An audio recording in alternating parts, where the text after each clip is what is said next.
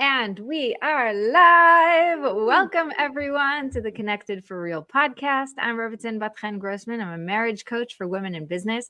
And today with me is Yael Bendahan. I know, isn't that super cool? And we're talking about birth and business because there's so much to say about it. And because Yael is the ultimate person to be talking about this. So, Yael, introduce yourself. Tell everyone why you're so awesome, and then we'll get right into it. I've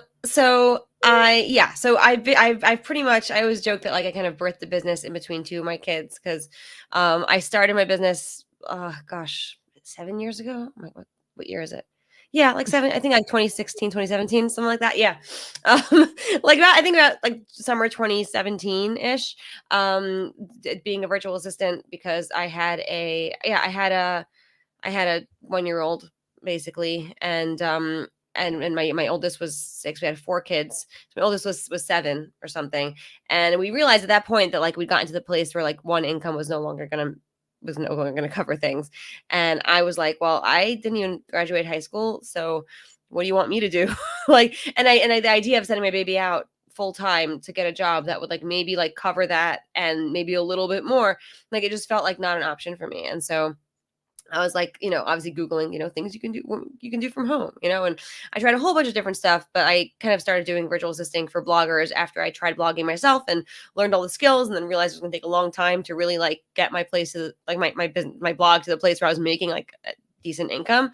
And my friend who was also a blogger was like, well, why don't you just be a virtual assistant for bloggers? You know how to do all the things anyways, just like do their stuff for them. And I was like, oh, like you could do that. And that's kind of how I started, like in 2017, it's 2016. Oh my God. Yeah, 2017. So my baby was about 1.5 at the time. And that was kind of like how I got started down this path of like being into like online business and online marketing. And I just kind of really geek out over it. And I started doing it as, doing Facebook ads for people and then building sales funnels and running their launches and things like that until I got pregnant with my daughter, who's now 4. And then I realized that actually like, the way I'd been building my business was not a very sustainable way to build a business because it was all really dependent on me. I was offering like so many different services and I was like hiring like as needed. It was very like it was not conducive to having a baby. Like I was doing discovery calls all evening and I was like, well, I have a baby. Like, I don't know when I'm able to put the baby to bed like every night. Like I can't do this anymore, And so I shifted into doing like teaching service providers how to grow their businesses, how to get more visible.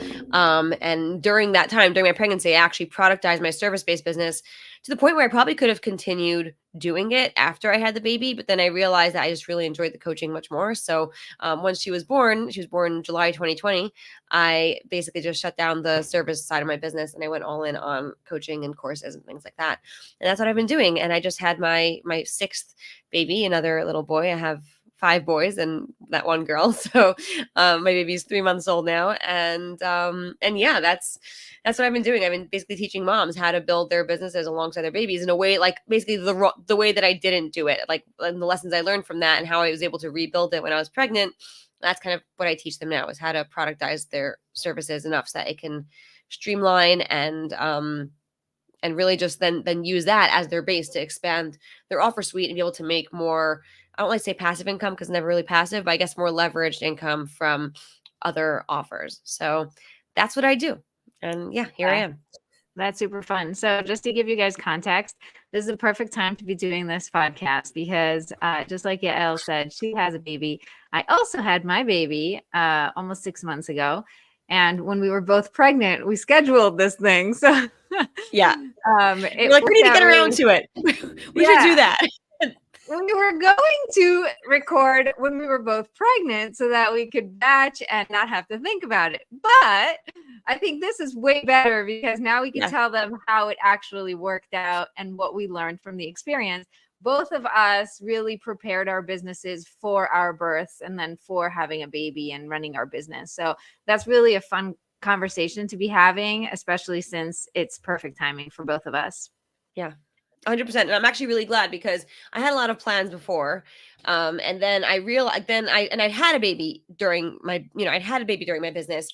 And so I was like, oh, I know how it's going to go. Like, I know how it's going to go. I know how I'm going to feel. Like after I had my daughter, I went back to coaching after like 6 weeks. Cause I was like so excited to get back into calls with my clients. And for some reason, I'm casting my mind back. I cannot remember how I was doing coaching calls in the evening when I had a very unpredictable newborn.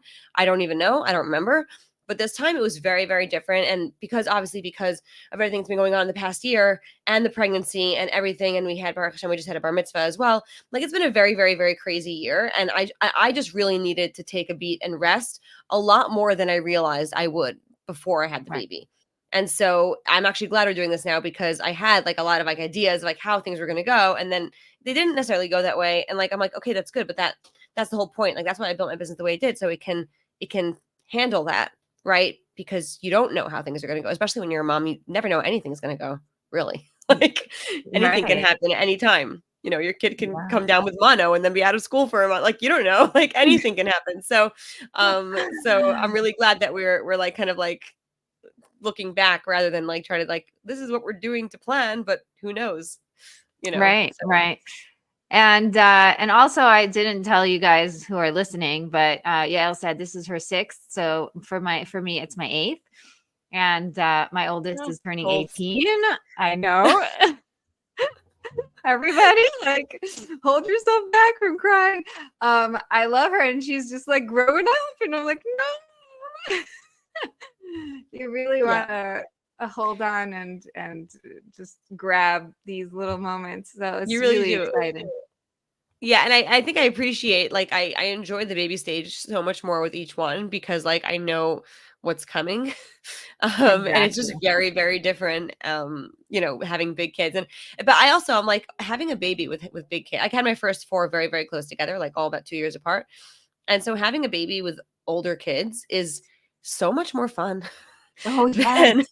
I'm like, I mean, the first few weeks, I had like try to get him back from people. I'm like, please let me just feed him, they were like, no, but we want to hold him, and now, I mean, obviously the newness is worn off a little bit, but like, it's amazing. It's amazing. And everyone's like, oh, I don't have big girls. I was the oldest girl in my family, and we had like a few girls first. And then, so my mom had a lot of help when she had my youngest brother, but like, even with the boys are like obsessed with him. And it's so sweet to see, like, these big teenage, macho kind of like grunty sort of boys like turn into like these like melting like marshmallows, like as soon as they like look at the baby. And it's actually, it really helps me see them, like see that side of them more, which really helps me as a mom when I'm feeling really frustrated with them, because I'm like, they do have a very loving, kind side. Sometimes I don't necessarily see it, but it exists, and they will show it to the right people. So that is very reassuring. Yes. My mother, when I was growing up, my mother always said, they always told me that it gets easier after the 3rd, and I tried having my 3rd first, but it didn't work. It didn't work. So I always thought this, like, okay, so it must be true, and it really is. It really is so much easier, because as soon as you have a 12-year-old that is responsible enough in the house, it is a life-changing experience. Yeah. 100%. First of all, for me, it's having someone to talk to on an adult level. If a teenager is already like having real questions and real things, and they want to know about real life, and we're talking about things that aren't just like, what color is this? And, how many are there? And, like regular room. Yeah. What do you want for dinner? Yeah. Regular baby stuff. And I think once I had that experience, like you said, you're enjoying the baby stage a lot more. So for me, I think it's also my inner work. Like, I wasn't as patient with just being.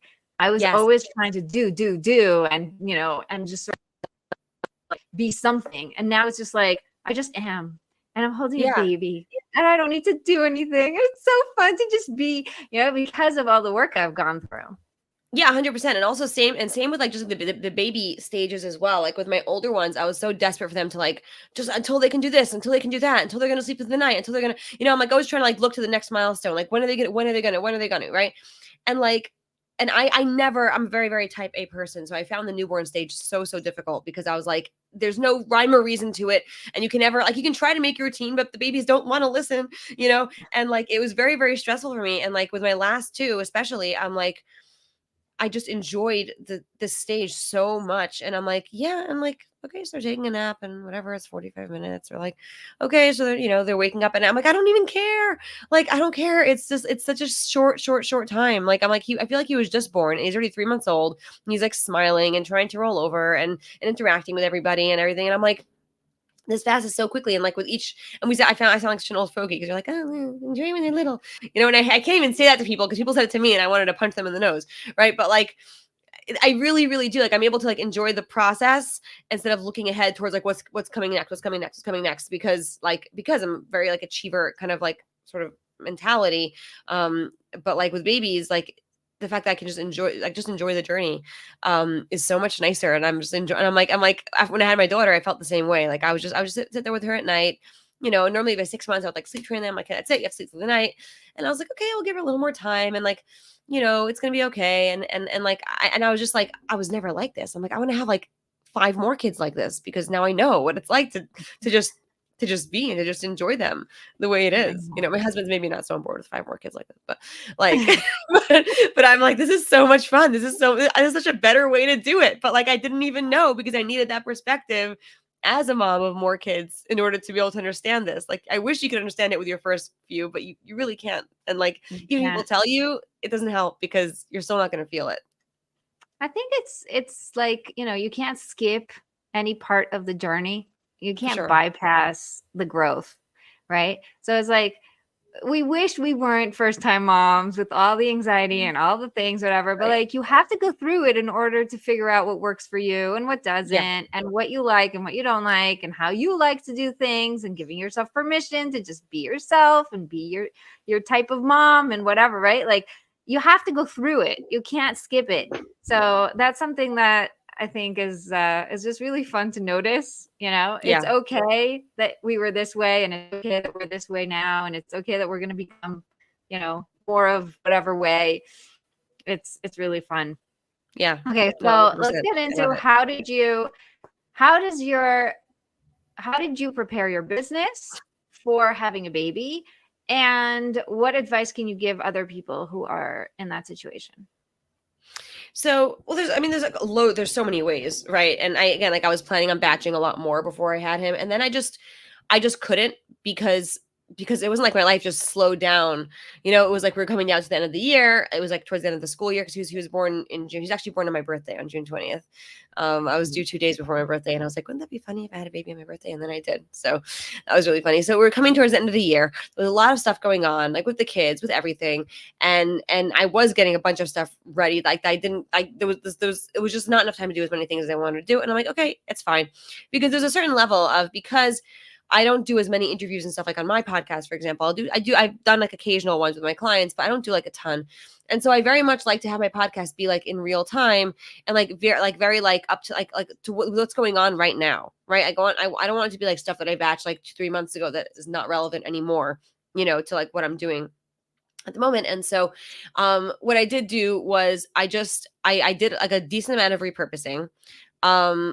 So because, and that's the thing, when you're not pregnant, right? When you're not in crisis mode, right? Or when you're not like in a time where you want to take off, like, to me, it's very, very important to be able to stay as consistent as possible, because when you do that, then you can just take stuff and reuse it again, right? Like, you don't need to be creating new stuff all the time. So when I did want to send out emails, I did repurpose some stuff. I sent out my newsletter. I did a roundup of like old podcast episodes that I think people would really enjoy, right? And things like that. I also, because I really wanted to grow my audience throughout the summer, but I didn't want to deal with like ads and like having to deal with like turning ads on and off. Like, were they working or they're not working? I just didn't have I knew I was not going to have the mental capacity to even deal with that.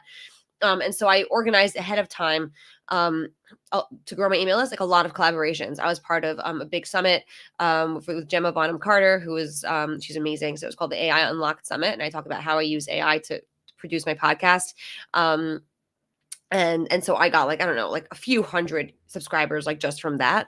And then a bunch of different bundles and giveaways and things where, this wasn't hard for me to do. I did not have a VA at the time. I some stuff happened and I just didn't have any support at the time. Like when I had my baby, because I didn't have because it was too close to having the baby. I did not have them, again, the mental energy to like try to find someone new and try to train them in. It just didn't, it wasn't there. And so I was like, okay, what can I do with like minimal to no support? I borrowed my friend's VA to send out like call reminders for my clients because they were doing co-working calls with my co-coach and things like that. So I was like, can I just pay you just to like do that? Like just to make sure that those are going out, like look at my calendar, see when they are, send them ahead of time, send the links. So I don't have to even deal with that. Right. So that was really, really important. And then once that was taken care of, like I did not put a lot of pressure on myself to continue putting out like proper content on my feed. I did do a lot of stories. I did like stories kind of behind the scenes. Here's what's going on. Here's what's happening. Because that was like more keeping people in touch with what was going on for me. I sent out at least one email a week because I was part of the different collaborations.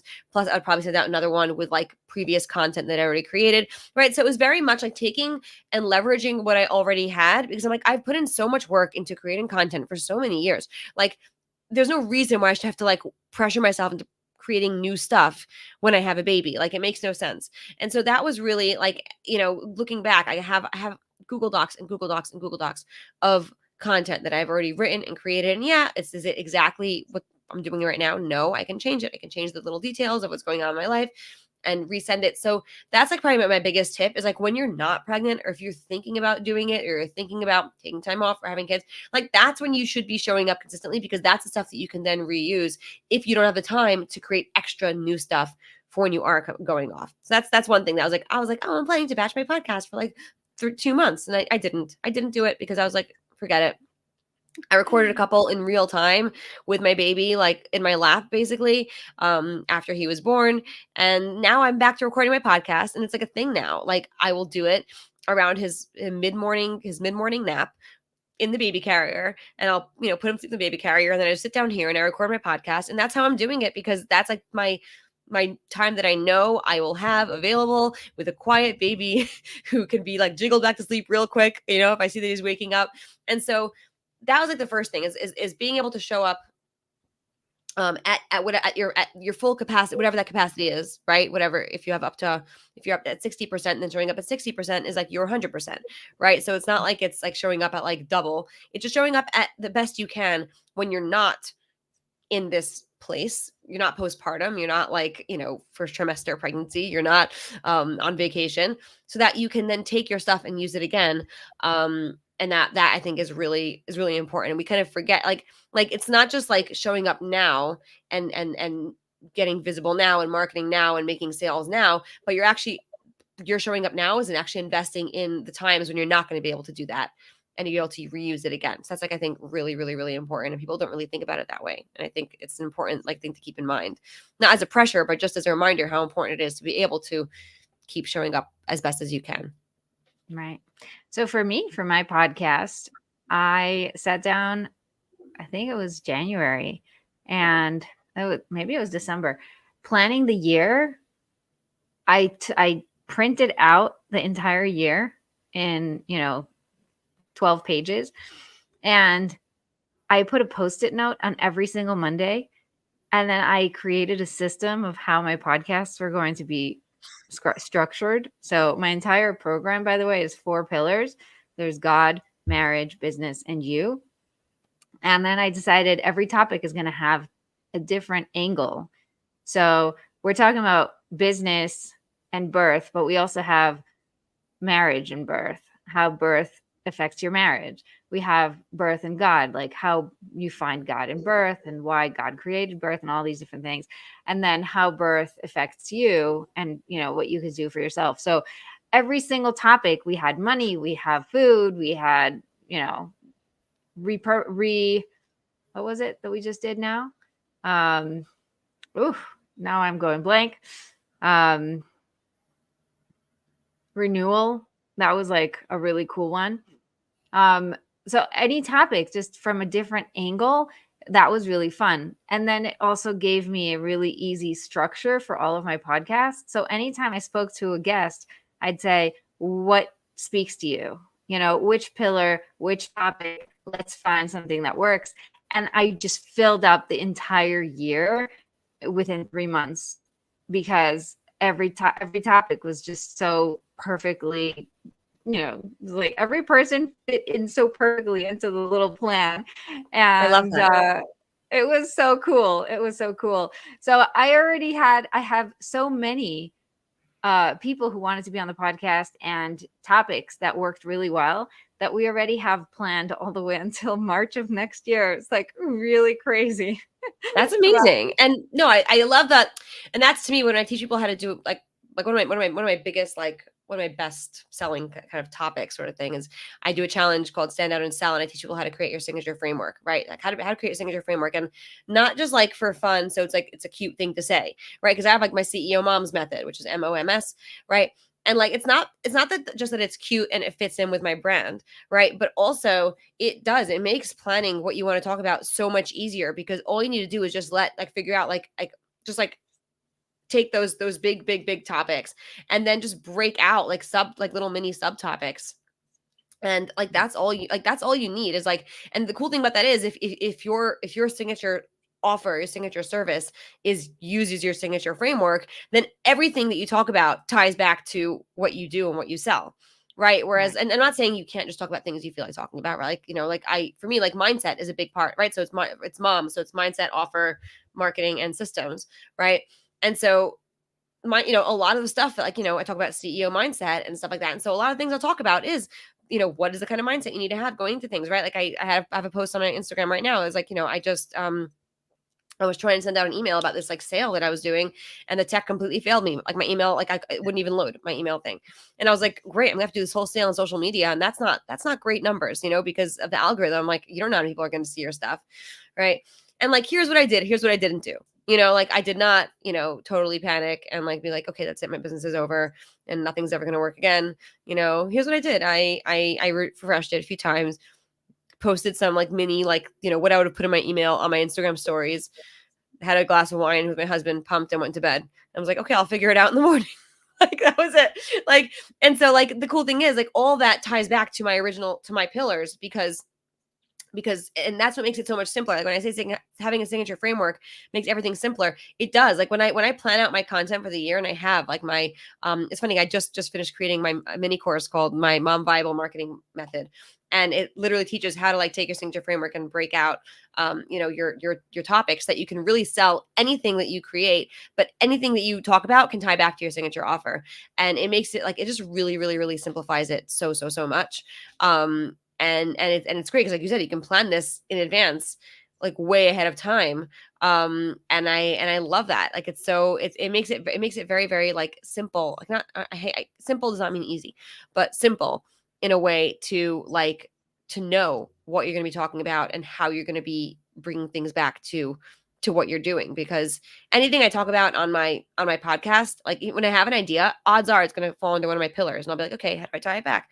And like that's what I'm going to talk about, right? So it's amazing. I actually have an episode coming up. Like I plan to have an episode coming up. I think in November about entrepreneurship and marriage, because that's like a huge thing that's been coming up for my clients. It came up like a lot of stuff for me. Like it's not easy to be an entrepreneur and to be married to someone who's not an entrepreneur, because there's like definitely like a disconnect, like mental like mindset about this kind of thing, right? And how do you work through it, and how do you figure it out? And sometimes people don't figure it out, right? And so like and again, that's a big part of the mindset piece as well. It's like, how are you going into this? How are you discussing it? How are you, and it's, so I love that. And it's really fun because you really it really is all just connected. Like it's connected, like your Yeah, thing, like it is connected. And if you yeah. want, I could come on your podcast and tell all your people about the call method, because that's really what I talk about. My specialty is the marriage in the business. So how do you balance the marriage and the business for God's Yes. sake, right? It's all for God anyway. So let's make it all work. I would You love know, that. That's actually, it's funny because I was actually like looking, so I totally forgot about you, which is a horrible thing to say. But I was like, I really need to get some, like, and I could talk about it like from my perspective and like, here's what I think is going on. But like, I'm not a marriage expert. Like I've been married for almost 16 years, which is bananas. yeah, Yeah, that's isn't crazy to that me. great? I'm like, like I've been trying to think about it. I'm like, I was 18 and I got married. My husband was 19, and we were so close to being married for longer than we were not, you know? And it's Yeah. kind of nuts, like when I actually think about it. But Thank God. Yeah. It is. It's very cool. It's very, very cool. So that is my expertise. And actually, when I niche down to do marriage and business and that intersection, I realized very quickly that I'm the expert, just the fact that nobody else is talking about it. And it gave me so much.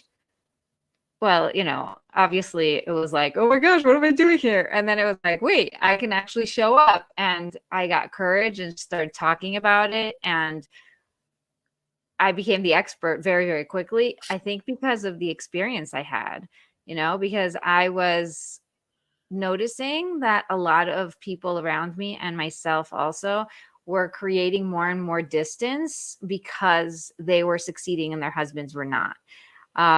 Or they were making it and their husbands were still frustrated with whatever they were, dealing with. Mhm.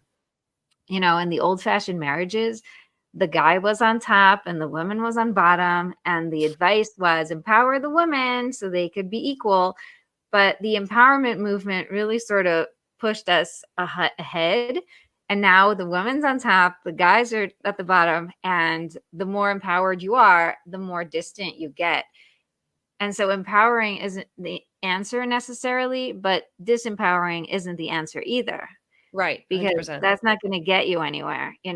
So how do we create a situation where you can improve your marriage and really create more connection and have more intimacy and just feel really good being married and not feel bad being successful, not having to turn the volume on yourself off or lower because you are afraid to step on his toes or hurt his feelings or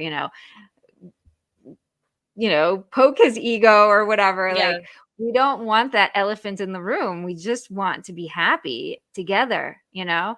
and 100%. that feeling of like I'm building the business so I can have the freedom to be with my family and like the people I love, and then realizing that the thing you built in order to have that is actually creating the distance is so frustrating that it self-sabotages the business, and then you're even more frustrated because now you're not successful at anything. Right.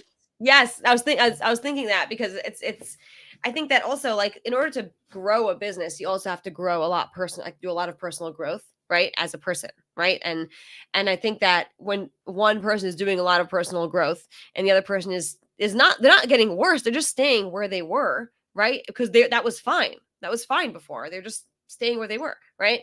But then, like, there's like this sort of level of like, maybe I outgrew the other person, you know? Right. And so really, like, what really ended up having to happen, like with me and my husband for sure, is like we realized this was happening and we were like, well, we have two choices, right? We can either just accept that we're just growing apart, and then at some point, the kids all grown up, and then we have nothing to do with each other, and then we just, or we can just make a concerted effort to come back together, because if if we didn't make any effort, it was just going to keep going. Right. Like an escalator kind of going in two directions, like where it's like, Mhm. and so there's definitely like, and there's been a lot of like active work in communicating with each other better, and then explaining the reasons behind why we feel certain things, instead of just like saying, oh, I just think this, and and really, really listening to the other, and like as like a very like control freak, type A sort of person, right? And I'm like, it has to be like this and that's it, and not wanting to listen to like his side, because obviously I'm right. Okay, I'm also the oldest daughter, so like I feel like I must be right. Like otherwise then like everything's gonna fall apart, right? And I had to learn to like listen and to like respect his point of view, as well, even though like I felt like I'd done more research about this, or I must know better than this, right? And then I was like, oh, actually, like he actually has a really good point of view, and he's actually right, just from his instinct. He didn't have to do all the research to get to that point. He just knew what was the right thing to do.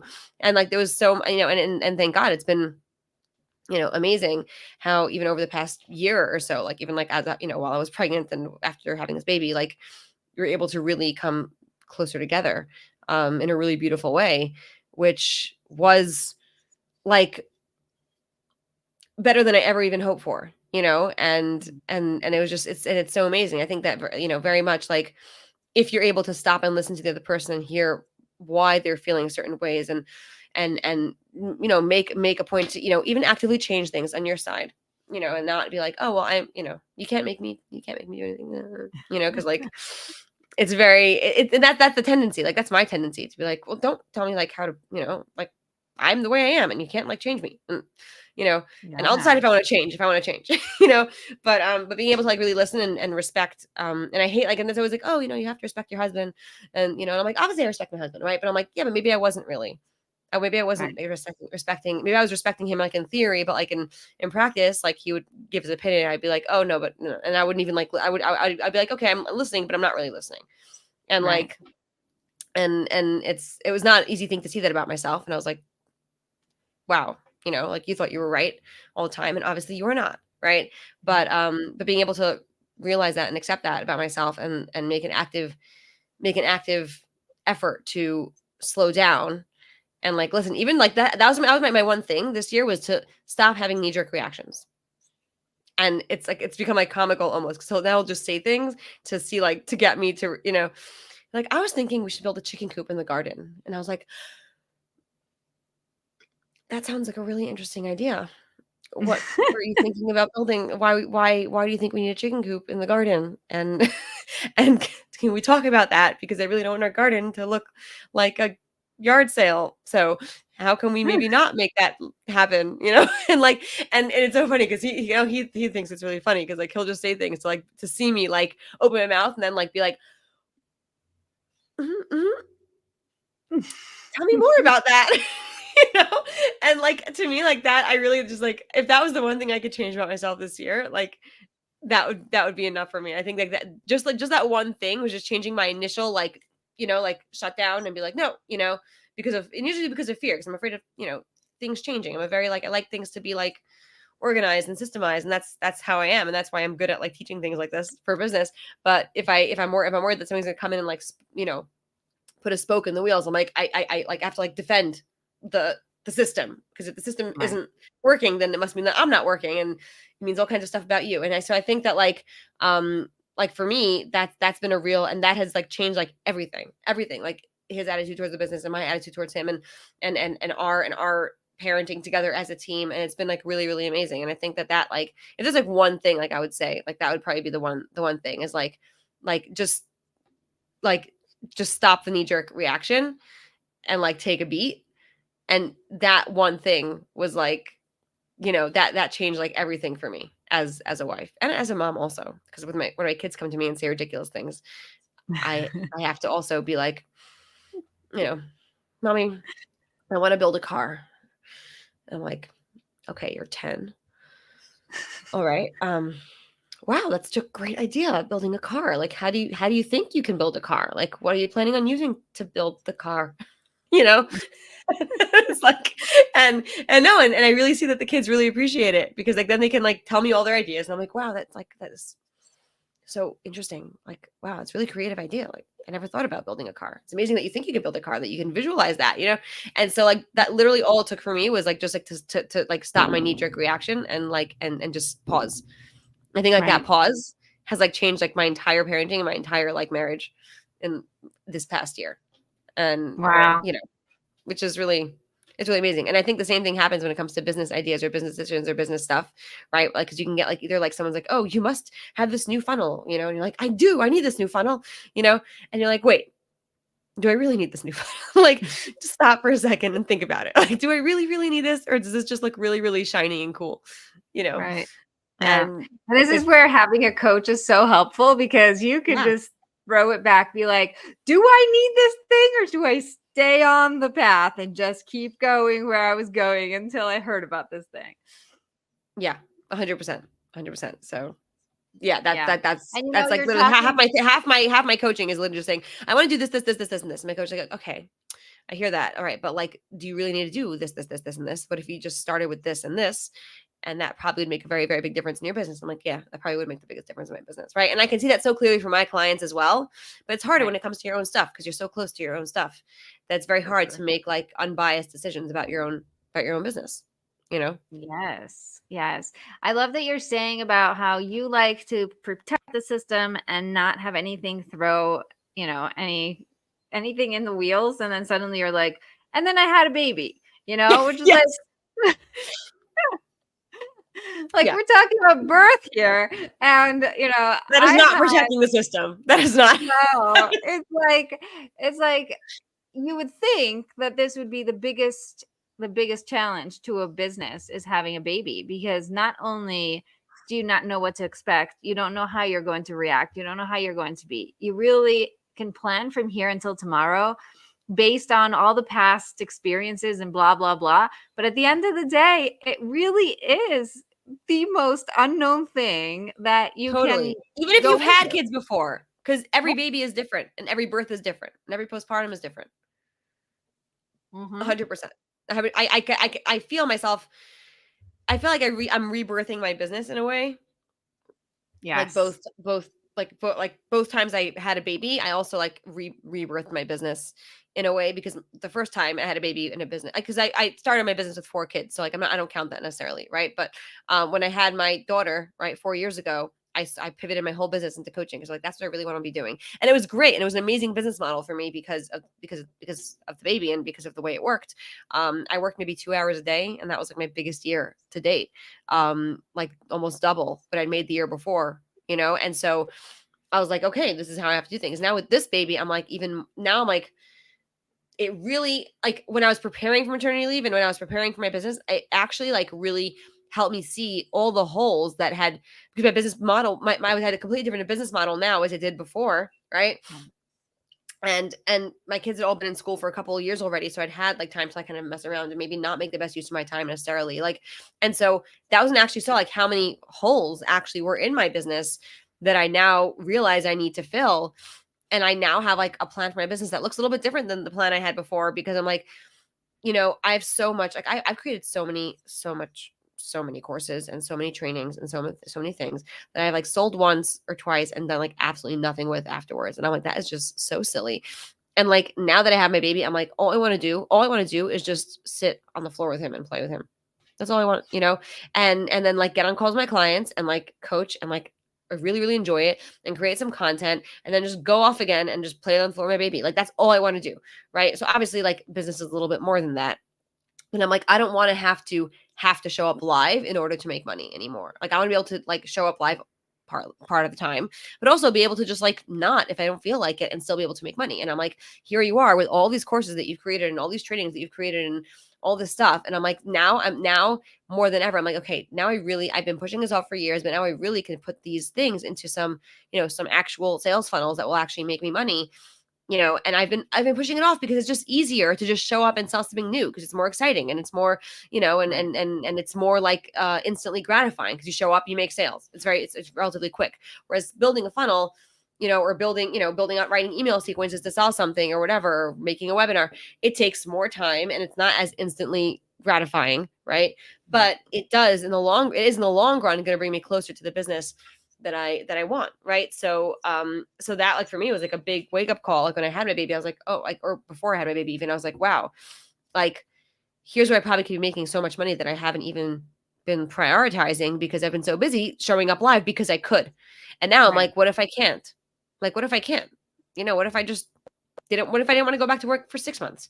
Right? Which is not the case. I really like I miss my clients a lot. I came back after like about 2.5 months. No, not even. Like about 8. Yeah, maybe 8 weeks when he was 8 weeks, 10 weeks old. Yeah, 2.5 months. And I started doing calls again and it was amazing. And I love it. And I love showing up and coaching. But I didn't want to my ability to make money to only be tied to my ability to show up and coach because I needed to be able to take time off if I needed to. And so I was just like, okay, like this is good information. And now I know what I need to do with it. Because the baby is a baby, like that happens, but other stuff happens in life. It's not just babies, right? Like, and so I needed to have like that, like, so now I'm like, wow, like it just really opened my eyes to like where I can plug those holes and where I could be building in more leveraged income on the side that I already had some, but like not enough to my mind. And I have like a certain goal I want to reach where I want to come into every month with X amount coming in on autopilot without me having to do anything. Like if I did Right. not show up and sell a single thing, that's my goal. Right. And so now I'm like, okay, now I know the goal I'm working towards. and it might take more time because I have a baby at home and I'm very busy and I, don't have a lot of time to sit uninterrupted and work. But like, it's okay because I have my goal now, right? And so I think being open as well to things in your life happening and that showing you where you might need to pivot or change, and like being like that being okay. Like I'm not saying you should pivot every 5 minutes because that's not pivoting. That's just like shiny object syndrome. But like being open to like the fact like the stuff that you maybe wanted before may not be the exact thing that you want afterwards. And that's okay. Like you Right. change as a person every time you have a baby. You really, Right. really do. And like I said, like I want to just enjoy this time. I just want to revel in it. Cause like they're little for such a short period of time, Yes. And it's Yes. like, no, I mean, I didn't want to get into it. I'm gonna start crying. I'm like, I was looking at him last night and like he had turned around in his bed, like 45 degrees, like on his back. And I'm like, he's moving in his crib. Like that's already like a step towards like moving in general. And I'm like, I'm like, he's getting so big. Why is he getting so big? And my husband's like, he's only 3 months old. Like, calm down. I'm like, I know, but still. Every single day, you open your eyes and you look at them and they've grown. And it's like, Yeah. how did that happen? How do you grow so fast? It's True. crazy. It's amazing.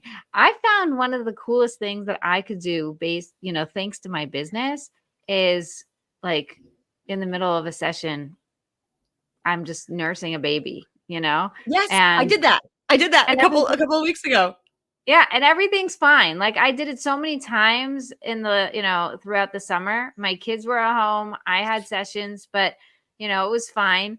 My oldest daughter would bring, my second one really liked doing this. She would change the baby and, make her all perfect, cute and whatever, and then just hand her over to me as I'm in the middle of talking. I'm just like, okay, plug the baby and keep talking with one hand, Yes. And it's so powerful for me, just that freedom to be able to continue doing the thing I'm doing, not have to pause everything because I have to nurse, or not have to pause everything because I have to change a diaper. Be able to just do it. Oh, there was one time, oh my gosh, there was a podcast episode that I went live with someone. No, it wasn't a podcast episode. It was a webinar. Oh God. Oh my gosh, this was crazy. There was a webinar. I had planned it all out and I ended up having nobody to watch the baby that day. So I was like, okay, she's sleeping here anyway. You said mid-morning nap was the best nap. So I was like, it's going to be fine. Baby is sleeping right behind me. Suddenly we hear big poop explosion in the stroller behind me. And I was like live with people there and everything. And I'm like, okay, guys, this is the point where I have to decide if I'm going to ignore my baby or put you guys on hold. And I've decided to be in integrity with my life and with everything I stand for. And I'd like you to please wait 1 second while I go change the baby. And I left the video on because I didn't mind, I'm like showing them the cute baby and going and washing her tushy in the sink and then coming back and putting the new diaper on. And then I just started I went right into it because I was in the middle of talking about something I really love to talk about. This is what we nothing do. Nothing bad happens when you are authentically yourself and standing up for your values. Yeah, 100%. And I think it's really good. It was a really good, like I felt like I was really modeling my values and stuff like for my clients as well, because I'm like, this is my thing. And this is like I talk about being a CEO mom. This is what it is. Right. Like I record my podcast with my baby and the baby carrier because that's my life now. Right. And I'll nurse the baby on a call and like, that is okay. And that's just, and everyone was like celebrating. And that's the thing. Like I have the best clients. Right. And the reason why I attract the clients that I do is because I'm aligned with the stuff that I teach, right? And I'm aligned with with what I talk about all the time. And they were like, oh my gosh, like this is the most awesome thing. Our coach is nursing her baby on a call, like just to show that you don't have to stop your life and stop your business just because you have a baby, right? And it was, and it is, it's so, and like I feel so blessed to be able to do that. Like I don't know if I'd be able to do that if I was doing like what I was doing before. Like I mean, I've had like things like I was on a sales call once with this guy, and my 2-year-old ran in like stark staring naked, like straight out of the bath, just streaked by behind me, and I didn't actually close that sale then, but I ended up working with like a year later, and every once in a while he would still bring it up. He's like, oh, is everyone dressed? And I'm like, I hope so. But like that was just how it was. And that's when people used to ask me, like when I taught a LinkedIn class, I remember a very, very long time ago. and it became like my LinkedIn mini course. And someone asked me, like, why do you put in your LinkedIn bio that you're a mom of 4? And I was like, because that is a very, very big part of who I am.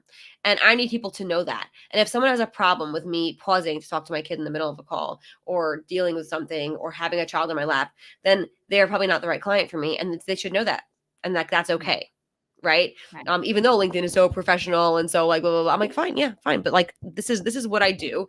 This is how I run my business. And and it's okay if you're not okay with that. Like, it's fine. Like, I'm not judging you for that. But if you can't handle that, then that's great to know before we even have to waste our time having a conversation. And so that to me is like, that's exactly like, this is what, when I was nursing him, I was like, this is what I do. This is the whole reason for it. So I can do this and it's okay, so it's amazing. And it's so funny because you're right. Because as someone who's like, so like whatever, like, you think like having a baby would be like my biggest fear because it like ruins everything kind of thing. Right. And it kind of does in a way. Cause like, I feel like there's no like really convenient, like, babies are not, you don't have baby for the convenience of it. Right. Like, it's not a convenient thing to have. It's rewarding and amazing. With? Sorry. My microphone keeps falling down and it's driving me crazy and it's about to tip over and I'm worried. Okay. Sorry. It's hard to hear you because it's the microphone. Okay, sorry. Can you hear me now? Yeah. Okay. So like, I just think like, people are always like, oh, when's the best time to have a baby? I'm like, never and always. Like, there's never a best time to have a baby because there's always going to be something that's happening. Right. Like, there's never the perfect, all the stars aligned sort of. I mean, I found out I was pregnant the day before a war broke out, and I was like, I was like so happy, and I was a little freaked out because like, it's a baby because, wow, baby, and like, I was so excited. And then like the next day, like, that was such a roller coaster of emotions in like 48 hours. Like, I cannot even describe. And like, and like, you would think like this is a very bad time to have a baby because there's a lot of very traumatic stuff happening. And like, number one, it actually really comforted me, right? It made me feel like, here we are just going on with life and growing our family, like, no matter what happens around us, and also it was like, he was such a gift, he was such a gift for us. He's just such a happy little cheerful cutie pie, and he makes everyone around him so happy. And like, and we're all just completely obsessed. And I'm like, and I cannot think of a better time it would have been to have him, because he brought so much joy into our life, before and after he was born.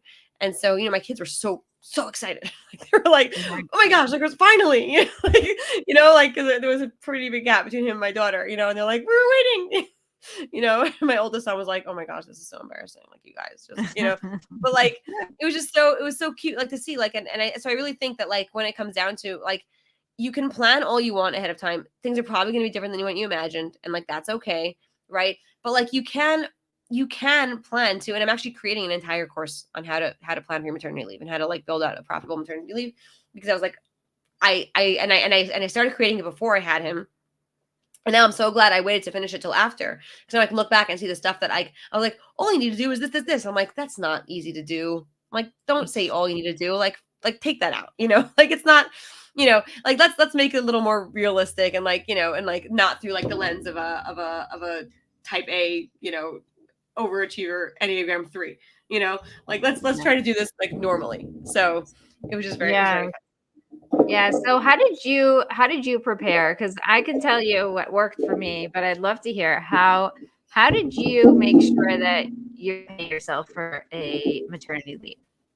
Okay. So first of all, I feel like there's, and I speak about this at the beginning of my maternity leave thing. So you get a little sort of peek into the actual course. So there's a few things you need to think about, like, when you are when you're considering like what you have to prepare for. Okay. And you have to figure out like kind of what are your priorities during maternity leave, right? Like, what are your biggest priorities? So to me, my biggest priorities were serving my clients. Okay. So that in that case, I was like, well, I'm not going to be on calls for at least a month or two after I have the baby. Like, let's be realistic here. So what I did was, number one, anyone who joined any of my programs right before I had my baby got an automatic 2 months added to whatever they were part of. And I literally said, I'm like, whatever time I take off that I'm not available to you, I'm adding on to whatever package you have. Okay, so like that was like they're gonna get what they paid for no matter what. It may not be at the exact time, like uninterrupted, but you're getting. If you paid for 12 months of coaching, you're getting 12 months of coaching. You paid for 6, you're getting 6. Like whatever that is, you're getting it. Okay, so that was the first thing.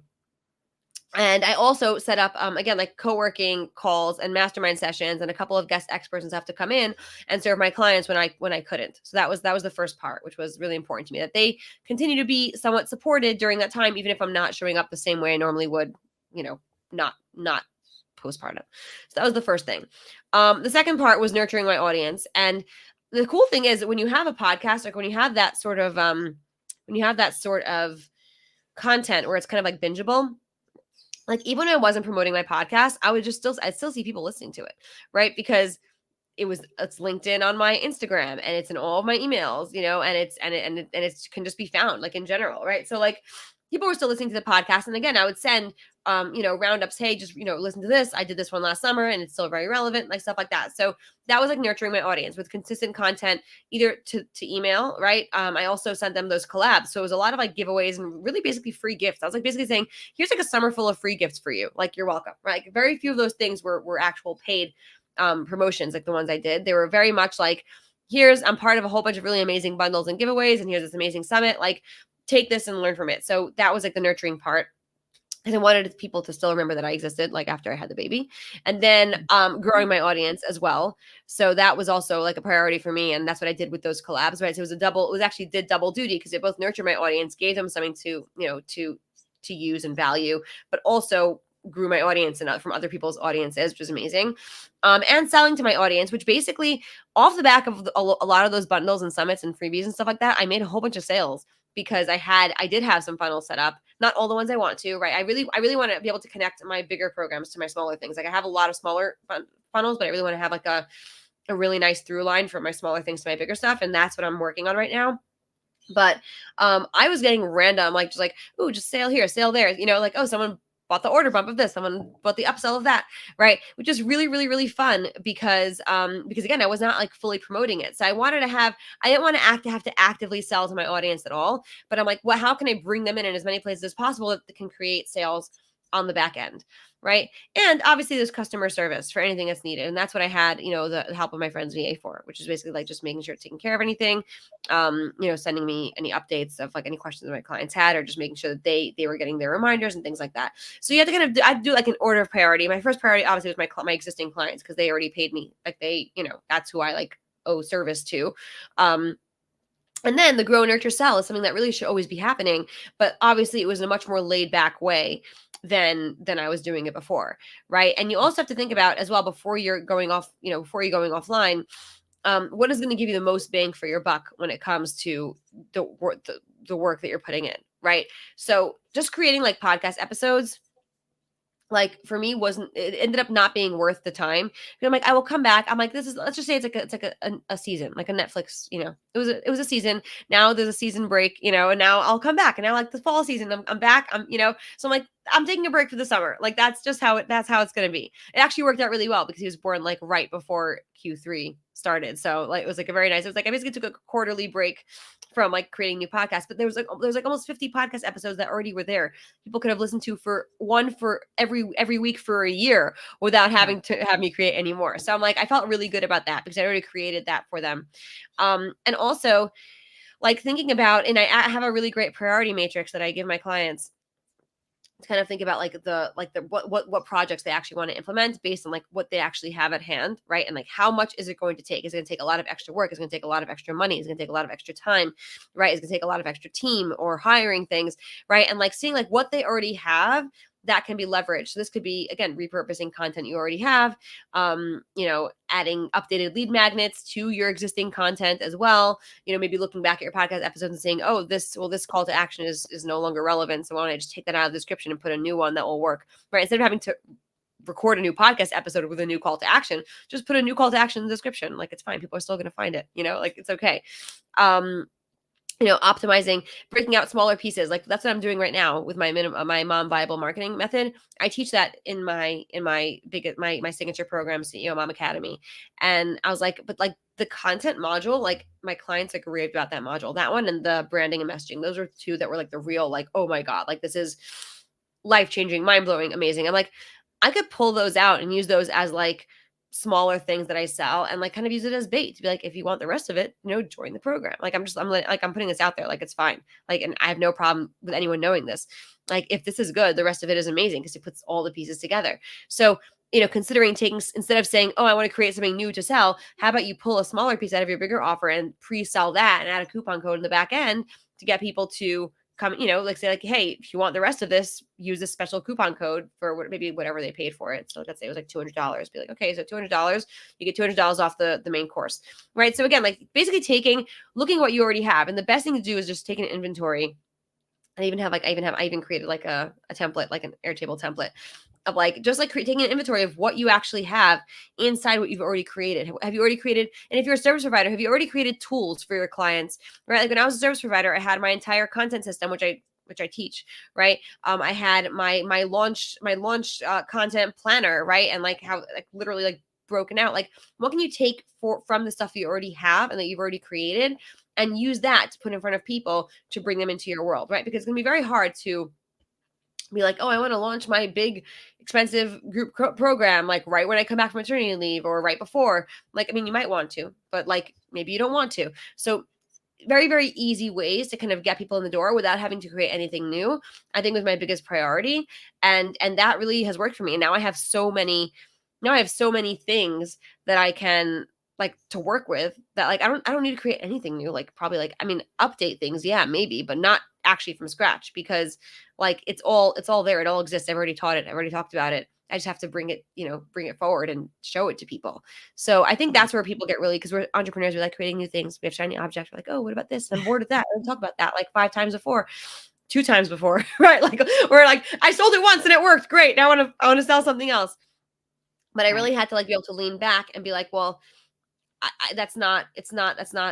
doesn't make any sense for me. So how can I leverage what I've already created, what I already have, in so many different ways? And that's probably my biggest tip that I would give as far as preparing for maternity leave, is not being like, oh, what are all the new things I can create? It's like, what do I have now and what can I leverage now to serve me later? And that's like the biggest, and if you have a coach, they can look at your stuff and be like, well, what if you pulled that? Like, and very, very, very often it's much easier for someone else to see, because you're like, wow, what about this? What about that? Right. Whereas you're like, oh, that's just something I made one time. And they're like, but that looks amazing. Like, why can't you use that? Right. So that's where it really, really helps having an outside pair of eyes look at it and be able to help you like pull those things out, because other people can see things in you that you don't necessarily see, which is, just the power of coaching. Other people can see what you can't see on yourself. Oh, it's amazing. So I want to tell you something really interesting. My goal for my maternity leave was modeling for my clients that it's also totally okay to just take time off. And I completely sold out. I had 12 spots for when I come back from maternity leave. And I said, anybody who joins right now gets 3 months of access to all of my stuff, plus another 3 whole months with me one-on-one when I come back. So I was blown away when all of the spots were taken. And I went into maternity leave knowing that I have 12 people waiting for me when I come back. So I basically had to do nothing but relax. And I had no anxiety about, I have to get back and start to sell, or I have to like jump into action. Like there was no action to jump into. There was just the thing I love to do, the thing I love showing up for. Like it is not hard for me to coach. It is not work for me to help someone. It's work for me to set up, the sales funnels and the talk about it, whatever. Like that's hard work. So I was so at peace with the intentionality of being fully myself and fully present. And my clients felt it. And now once I went back, my baby is now 6 months old. So my original clients are now graduating in like a couple of days. One of the ladies yesterday said I helped her break the 4 mile thing, like the 4 minute mile. 4 minute mile. Yeah. 4 minute mile. That's what it's called. She completely doubled her income, or like 40%, just by working with me. And it was from the first session. You know how like they get a bunch of sessions? The first session was the breakthrough, and then the rest were just fun. It's amazing. It's like mind blowing. But you don't see it on yourself when you take a break and you're just present. You think you're not doing anything, but you have to realize you're doing so much. Yeah, 100%. And I think that's why I told my clients, I'm like, listen, I know I'm taking at least 2 months off, probably up to 3, maybe up to 3. I don't know. It depends how I feel. And that's the thing. The only thing I know is I don't know how I'm going to feel, because when my daughter, I was like 6 weeks after, I'm like, oh my God, I cannot wait to get back, and I was like, but because I wanted to, because I was just like in the mood, and this time I was like, I really don't want to get back yet. Like, it's okay. And like, that's okay. And like, they were fine with it, and so what I did was, I told them about 2 to 3 months, and about like halfway through the 3rd month, I was like, I feel good about coming back in and answering them in Slack, right? So like, I'm not going to do any live calls yet, but I feel like I want to be able to like have them ask questions and answer them with voice notes. Like, I feel like my mind is back to where it is, and I feel like really good about that. Right. So then I just let them know, hey, I'm available for you guys to, like, now I'm back in the community for you guys to ask me questions, and I'll get back to you in 48 hours, like as usual. Cause I just want to be able to coach you guys again. I really feel like I want to be there for you. I can't do live calls yet because, again, life and baby and whatever, but I just really miss. And so I think also, we also like think it doesn't have to be like either or, right? Like, if you're like, okay, I want to come back to work, but I can't do live calls because I can't commit to that right now. Okay, fine. You can do asynchronous coaching, and that works almost as well, really. Oh my gosh, yes. when I think of asynchronous coaching, you do it on Slack. I do it on WhatsApp. It just works really well for my clients because they already have WhatsApp on their phone. Right. It is crazy how in one voice note you can completely change someone's day. 100%. Crazy.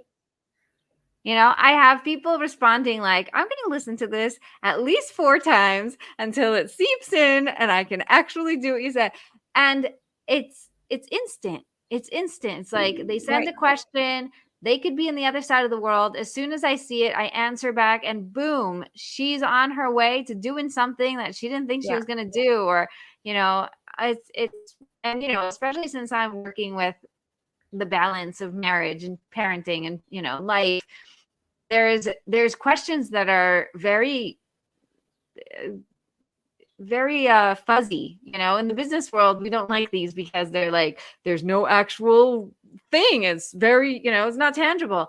But somebody could call me and say, I'm having a really hard day, or I'm really not sure what to do next, or I just can't get my act together.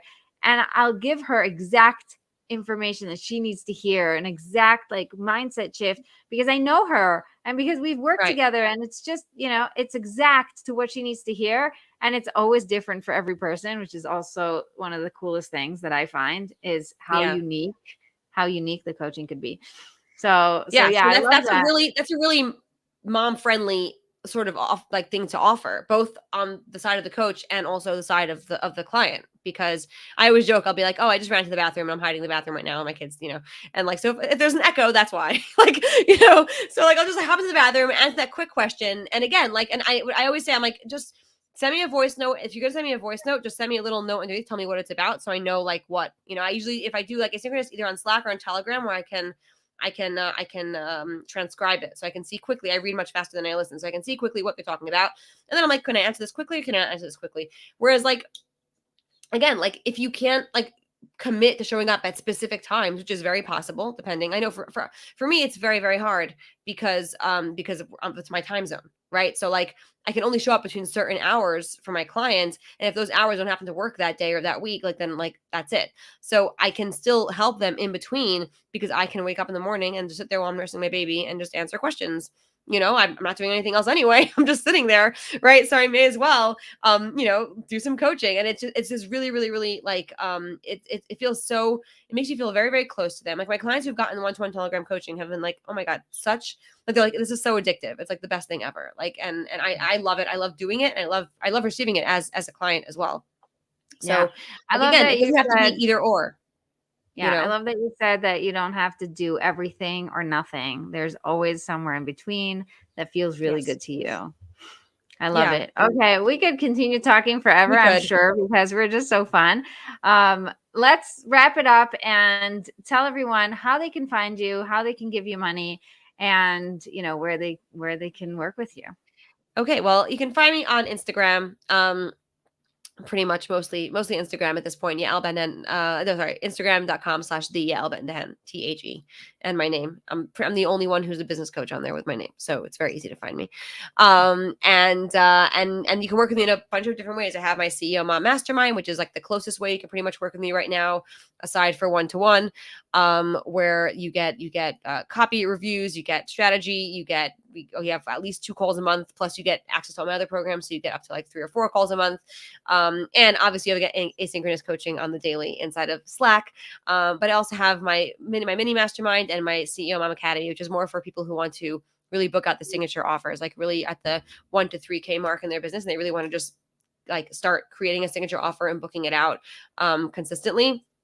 So you can check out all that on my website. It's like all there, yaelbendahan.com. And if you have any questions about anything or any other way to work with me, I have a little fun free offer I'll drop in to Bat-Chen. You could drop it in the description as well. I can't remember if I gave you a freebie or not, but I'll give you something fun. So let me know if you have any questions. Just shoot me a DM. I love having conversations in the DMs on Instagram, because again, that's the best way for me to connect with people, is to chat on Messenger and voice notes, because that's my life right now.